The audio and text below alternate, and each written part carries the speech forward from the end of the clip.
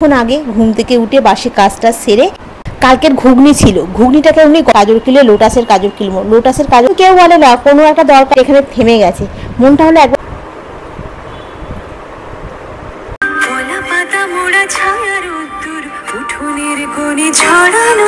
Good morning, কেমন আছো তোমরা সবাই? আশা করছি তোমরা সকলেই খুব ভালো আছো, আমিও বেশ ভালো আছি। আজ হলো জুলাই মাসের 3 তারিখ, বৃহস্পতিবার। এই যেন মনে হচ্ছে না বছরটা এই সেদিনকে পড়লো। দেখতে দেখতে 7 মাস কীভাবে চলছে কিছু বোঝা যাচ্ছে, দিন যাচ্ছে না জল যাচ্ছে। দেখো আজকে সকালবেলা ঘুম থেকে উঠেছি অনেকক্ষণ আগে, ঘুম থেকে উঠে বাসি কাজটা সেরে একবারে স্নান টান করে ঠাকুর ঘরে চলে এসেছি। সোমা লক্ষ্মী তিলক জননী কৃপা করি কৃপা করো মাতা নারায়ণী বিষ্ণুপ্রিয়ে সোমাগো সৌভাগ্য দায়নী ক্ষীরত তনায়া তুমি নয়াদিনী জননী দুঃখ দাবানাল দগ্ধ দিনহীন জনে জুড়া মা শের সুদা ধরা বরিশনে। পুজো করে না একটুখানি চা খেলাম, আগে চাটা খেয়ে একেবারে বাঁধাকপিটা সেদ্ধ বসিয়ে দিয়েছিলাম। ক্যামেরাটা অন করিনি, অনেকটা লেট হয়ে গেছে, ক্যামেরাটা অন করতে গেলে দেরি হয়ে যাবে। আমি বলি এখন থাক, বাঁধাকপিটা সেদ্ধটা বসিয়ে নিয়ে চাটা খেয়ে নিয়ে বাঁধাকপিটা যখন রান্না করব তখন বরঞ্চ বন্ধুদের সাথে শেয়ার করব।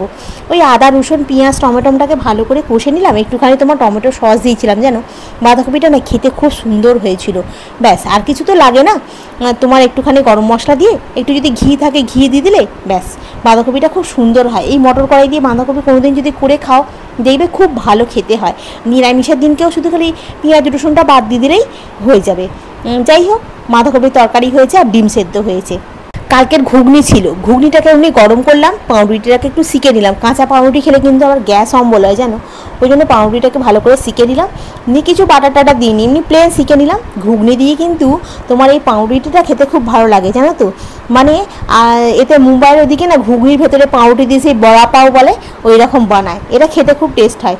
তনু এই এখন ল্যাপটপটা নিয়েই বসেছিল, ওকেই সকাল থেকে দেখাতে দেখাতে অনেকটা সময় চলে গেল। চিড়ে আর মুরগি তোমার সেই রথযাত্রার দিনকে ওটা ফ্রিজে রাখা ছিল যেন, খাওয়াই হচ্ছে না। আজকে বলি চিড়ে মুরগি একটু দই দিয়ে আম দিয়ে বরঞ্চ খেয়ে নিই। টিফিনটা খেয়ে এখন চলে এসেছি আমি অফিসের জন্য রেডি হতে। আর এখানে আমি ডট অ্যান্ড কির একটুখানি ওই সানস্ক্রিনটা মাখি জানো তো, ডট অ্যান্ড কির সানস্ক্রিনটা না খুব ভালো জানো। আমি এমনি কয়েক মাস মেখে দেখলাম তো খুব বেশ ভালো হচ্ছে, মুখের মধ্যে বেশ ভালো অ্যাবজর্ব করে যাচ্ছে, হেবি সুন্দর। এবারে না কাজল কিনলে সুগারের কিনবো না জানো, এবারে কাজল কিনলে লোটাসের কাজল কিনবো। লোটাসের কাজল সুগারের কাজলের থেকেও নাকি খুব ভালো হয়, সেই জন্য ভাবছি সুগারের কাজলটা কিনবো না, লোটাসেরটাই কিনবো। আর চুলটা এমনি তো বর্ষাকাল, উঠে উঠে তো আর কিছু নেই, যেটুকু আছে এই ভিজে অবস্থায় গুটিয়ে যাচ্ছি। নাহলে তো রাস্তায় যা ধুলো ফুলো থাকে না, কি বলবো আর, সে ধুলোতে একদম ধুলো হয়ে যাবে। আর তনু এখানে বন্ধুদেরকে সকালবেলা ও যেটা শিখেছে বন্ধুদের সঙ্গে শেয়ার করে নিচ্ছে, কারণ তনু এমন একটা মেয়ে, ও যা কিছু করে সবাইকে বলে দেয় জানো তো। যে অনেক মানুষ আছে যে না বলবো না, নিজের মধ্যে রাখার চেষ্টা করে, তনুর মধ্যে সেই জিনিসটা নেই, ও যা করে সব কিছু মানুষকে বলে দেয়। ও বলে দিলে কি হবে তার, ওকে কিন্তু কেউ বলে না, কোনো একটা দরকারে ও যদি কাউকে জিজ্ঞাসা করে না, কোনোদিন কারোর থেকে একটা হেল্প পায় না।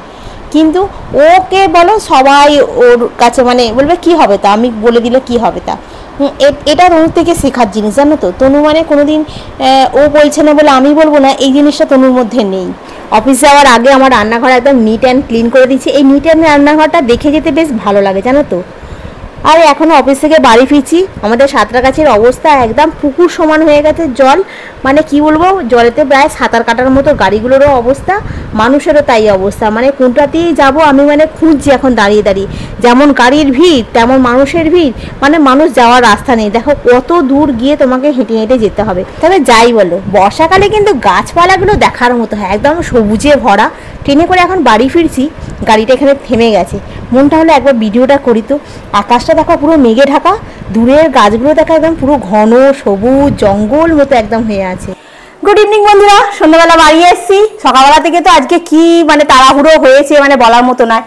আজকে তনুর এক্সামটা কমপ্লিট হলো, আমি একটু শান্তি পেলাম, কারণ সকালবেলা ঘুম থেকে যে ওঠা থেকে আবার এটাতে কি হবে ওটাতে কি হবে এই করতে করতে আমার সকালবেলা চলে গেছে জানো তো। আমি এই সকালবেলা মানে অন করে যে গুড মর্নিং উইশ করবো সেইটুকু সময় পাইনি, সকাল থেকে কাজ করতে করতেই হয়ে গেছে। আসার সময় ফুচকা নিয়ে এসেছি, আজকে তনুর পরীক্ষা শেষ, ওই জন্য ভাবলাম একটু ফুচকা নিয়ে যাই তনুর জন্য। তো একটু কি একটা বাকি আছে, সেখানে তো আমার কোনো ভূমিকা নেই, আর খালি একটা পিডিএফ বানিয়ে দিতে হবে ওই পাওয়ার পয়েন্টে, ব্যাস এই তো। আর ফুচকা নিয়ে এসেছি, আর ফুচকাটা কোথেকে নিয়ে এসেছি বলতো, স্টেশন রোড থেকে, যেখানে বাজার বিক্রির পাশে। আর ফুচকাগুলো কি বড় বড় ফুচকা দিয়েছে জানো তো। আর ঘড়ি কাটা 7টা বাজে, ফুচকা খাবো, আজকে আর চা করবো না। সকালবেলা চা খেয়েছি, এখন আর চাটা খাবো না, ফুচকা খেয়ে চা খেয়ে গ্যাস অম্বল ভর্তি হয়ে যাবে। তো চলো এখন ফুচকাটা বসে বসে একটু খাই। তো ও ঘরটা কেন রে? এই ঘরটা বসবো না, এই ঘরটা চল। আচ্ছা ঠিক আছে, এই তো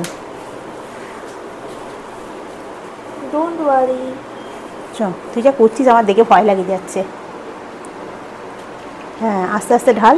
তেঁতুল জল দিয়েছে, ফুচকা দিয়েছে, তোর হাতটাই গাঢ় পড়ে যাচ্ছে, আমি বন্ধুদের দেখাতেই পাচ্ছি না। ফুচকার সাইজগুলো দেখেছো কিরম বড় বড়? তবে 30 টাকার ফুচকা দেখ কটা হয়েছে, 2, 4, 6, 8, 10, 12, 13টা। 30 টাকার ফুচকা এটা। হ্যাঁ। হ্যাঁ, বাইরের দোকানে একটু টেস্টটা পাবে আর হ্যাঁ টেস্টটা পাবে। কিন্তু কেষ্টদার দোকানে ফুচকা খুব একটা ভালো হয় না। দোকান থেকে ফুচকা নিয়ে এলাম, কিরম তেল চিটিরই গন্ধ ছাড়ছিল ফুচকাতে। দেখ এটা ভালো দিচ্ছে না, মানে ভালো তেলে ভাজছে না, ওই জন্য আজকে আর কেষ্টদার দোকান থেকে ফুচকা নিয়ে আসিনি, আজকে এখান থেকেই নিয়ে এলাম স্টেশন রোড থেকে। হ্যাঁ দেখে উঠছি দেখে উঠছি। ভালো তেলেও ভাজে না, হ্যাঁ আর তেঁতুল জলটাও ভালো দেয় না। ভালো দেয় না, না না, চল। তো আলুটা ভালো, আলুটা ভালো ভালো। কত কি করছে?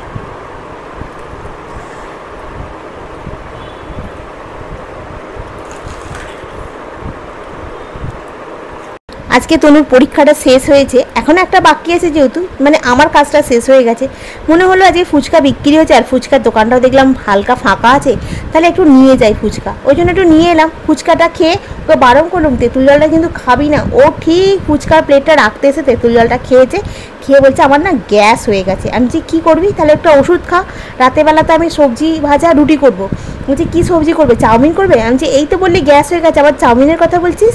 বলছে না তুমি যা কাটছো সবজিগুলো, আমি ভাবছি মনে হয় তুমি চাউমিন করবে। বলছি না আমি একেবারেই চাউমিনটা করবো না, আমি এখন গাজর দিয়ে বাঁধাকপি দিয়ে একটু আলু পেঁয়াজ আর ডিম দিয়ে আমি সবজিটাকে ভাজা করব, একটা করে রুটি করব, তোর একটা আমার একটা, এই দিয়ে তুই রাত্রিবেলা টিফিন মানে ডিনারটা করে নিবি।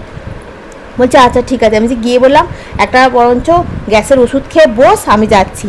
আর এখানে কালো জিরে একটু ফোড়ন দিলাম, দিয়ে এই সবজিগুলো দিয়ে একটু তোমার নাড়ানাড়ি করে তোমার ওই ডিমটাকে ফাটিয়ে দিয়ে দেবো, দিয়ে ভেজে নেবো। এইভাবে সবজি ভাজা দিয়ে না রুটি খেতে খুব ভালো লাগে। আর এটা বেসিক্যালি তোমার শীতকালের দিকে আরও অনেক রকমের সবজি ওঠে, তখনও বেশি ভালো লাগে। আর এখন তো সব কালেই সব রকমই সবজিই পাওয়া যায়। আর এইভাবে না সবজি ভাজা করলে রুটি দিয়ে খেতে খুব ভালো লাগে। কিংবা যদি ভাত থাকে, ভাতের সঙ্গে যদি এইভাবে মিশিয়ে যদি নেড়ে খাওয়া যায়, মানে বাসি ভাত, তাতেও খুব ভালো লাগে খেতে, জানো তো। এখন এই ব্যালকনির কাছে এলাম, খাওয়া দাওয়া কমপ্লিট হয়ে গেছে আমাদের, বাসন মেজে গ্যাস ফ্যাস পরিষ্কার করে রান্নাঘরের কাজ মিটিয়ে নিয়েছি। সকালবেলা গাছে মানে তোমার জল দিতে ভুলে গেছি, এখন গাছে এসে দেখি একবার ব্যালকনির কাছ থেকে একটু ঘুরে আসি, দেখি গাছগুলো ন্যাতা হয়ে আছে, অথচ দমকা দমকা বৃষ্টি হয়েছে, কিন্তু ব্যালকনির ভেতরে গাছ তো, গাছে জল পড়ে না। দেয়াল ভিজে যায়, জামা কাপড়গুলো ঝাপটা ভিজে যায়, কিন্তু গাছ ভিজবে না, গাছের গোড়াতে এক ফোঁটাও জল নেই। আমি আবার 1 বোতল জল নিয়ে এসে গাছের গোড়াতে দিলাম। গাছগুলো ন্যাতা হয়ে গেলে তো মনটা খারাপ হয়ে যায়। লঙ্কা গাছটা হয়েছে এত বড়, কিন্তু ফুল ফুটছে, এখনো পর্যন্ত লঙ্কাটা ধরেনি, কবে ধরবে। তবে আজকে আমার সারাটা দিন খুব ভালো গেছে, তবে মিডিলে মনটা একটু খারাপ হয়ে গেছে। সেন্টারে যখন যাচ্ছি ট্রেনে করে, একটা বউ বলছে, মানে আমাদের সঙ্গে সে দিদিটা যায়, আমার ব্লগও দেখে, বলছে এই কথাটা তুমি বলো তোমার ব্লগেতে। আমি যে কী কথা বলবো, বলছে বলো না, দাঁড়া বোতলে ঢাকনাটা দিয়ে দিই। আর এই যে রান্নাঘরে গ্যাস ফ্যাস মুছে পরিষ্কার করে নিয়েছি, সমস্ত বাসনও মাজা হয়ে গেছে, সব হয়ে গেছে। তো যে কথাটা বলছি সে কথাটা বলি। বলছে তার বউকে সে বলছে যে আমার ভালো লাগছে না কিছু। বলছে কেন ভালো লাগছে না কেন? মেয়ে গ্র্যাজুয়েশান করছে, তার সুন্দরী একটা বউ আছে, বউ রীতিমতো কাজবাজ করে ভালো জায়গায়, তবু তার ভালো লাগছে না কেন? না তার একাকিত্ব লাগছে, তার একটা বান্ধবীর দরকার, যার কাছে সে তার বউয়ের কাছে যে কথাগুলো শেয়ার করতে পারে না, তার বান্ধবীর কাছে শেয়ার করবে। এইগুলো কোনো বাস্তব কথা? আমাকে বলছে, আমি তো হেসে হেসে খুন হয়ে যাচ্ছি। আমি তোমাকে বলছে? বলছে হ্যাঁ আমাকে বলছে। ওর নিজের স্বামী তার স্ত্রীকে বলছে যে তুমি আমার মেন্টাল সাপোর্ট নাও, তোমাকে কিছু বললে তুমি আমাকে মেন্টাল সেভাবে সাপোর্ট করতে পারো না। আমার একটা মেন্টাল সাপোর্টের জন্য আমি উচ্চারণও করতে পারছি না, মেন্টাল সাপোর্টের জন্য আমার একজন কাউকে দরকার। একটা স্ত্রী তার স্বামীর যদি মেন্টাল সাপোর্ট হয় না, একটা পরে কি বলবো, একটা বাইরের মেয়ে এসে বান্ধবী হলে সে মেন্টাল সাপোর্ট হয়ে যাবে? হ্যাঁ, এটা কোন ধরনের কথাবার্তা? মানুষ কত নিচে নামছে আমি খালি ভেবে পাচ্ছি না। তার একটা বড় মেয়ে আছে, গ্র্যাজুয়েশন করছে, তার স্ত্রী ভালো জায়গাটা চাকরি করে, ভালো টাকা ইনকাম করে, স্বামীও একটা ভালো বিজনেস করে, সে বলছে যে আমার এখন মেন্টাল সাপোর্টের দরকার। সে আমার ব্লগ দেখে, আমাকে বলছে দিদি বলো একবার তোমার ব্লগেতে কথাটা। বলছি হ্যাঁ আমি বলবো আমার ব্লগে কথাটা। তো বলো বন্ধুরা, এই জিনিসটা কেউ বলে? আমি বলে হেসে হেসে খুন। মানে এই বাইরে থেকে একটা কেউ যদি ঢুকে পড়ে না এই স্বামী স্ত্রীর মিডিলে, তখন এই সংসার থাকবে না। আমি বললাম এটা যদি চলে কন্টিনিউ, তোমাদের সংসার থাকবে না, তোমাদের সংসারটা আর দুদিন পরে ভেঙে যাবে। হ্যাঁ তুমি যদি অ্যাডজাস্ট করো। বলছে আমি অ্যাডজাস্ট করে আছি, ও বলছে আমি শুনছি, আমি কিছু বলতে পারছি না। আমি হাঁ করে মুখের দিকে তাকিয়ে শুনলাম, চোখ দিয়ে ঠস ঠস করে আমার জল পড়ে গেল, আমি কিছু বলতে পারলাম না। আর এটা তুমি কিছু বলতেও তো পারবে না, এগুলো তো পাগলের লক্ষণ, মেন্টাল ডাক্তার দেখাও। তার স্ত্রীকে বলছে, সে তার স্বামী, এগুলো ভাবা যায়? কি জানি। আমি ওকে বলছিলাম যে তুমি কথাগুলো বলো, আমি রেকর্ড করে তোমাকে দেখাই। বলছে না আমাকে রেকর্ড করে দেখাওনি, আমি তোমার গল্পটা বলছি, আমার কাহিনীটা তুমি তোমার ব্লগে বলো, আমি সেটা শুনবো। আচ্ছা ঠিক আছে তাই। বললাম বলো তুমি নিজের মুখে বলো কথাগুলো, যেটা সবাই শুনতে পাক। চলো বন্ধু, এই কথাটা শুনে মানে আমি তখন অফিসে গিয়ে চিন্তা করছি, বাড়িতে এসে ভাবছি আমাকে কেউ যদি কিছু একটা বলে দেয় না, আমার সেই মাথার ভেতরে সেইটা মানে আমার ঘোরপাক খায়। মানে আমি তখন আমার নিজের সঙ্গে আরও সবার সঙ্গে তুলনা করতে থাকি যে সব মেয়েদের জীবনের কপালে কি একই রকম হয়। যাই হোক চলো বন্ধুরা, আজকের ব্লগটা আমি এখানেই শেষ করলাম। নেক্সট ব্লগে আবার তোমাদের সঙ্গে দেখা হবে। তোমরা খুব ভালো থেকো, সুস্থ থেকো, খুব সাবধানে থেকো। Good night. ভিডিওটা ভালো লাগলে অতি অবশ্যই লাইক করো, কমেন্ট করো, সাবস্ক্রাইব করো। ভিডিওটা যদি একটু বেশি ভালো লাগে তাহলে একটু শেয়ার করে দিও। আজকের মতো এখানেই রাখি, আবার নেক্সট ব্লগে দেখা হবে। টাটা।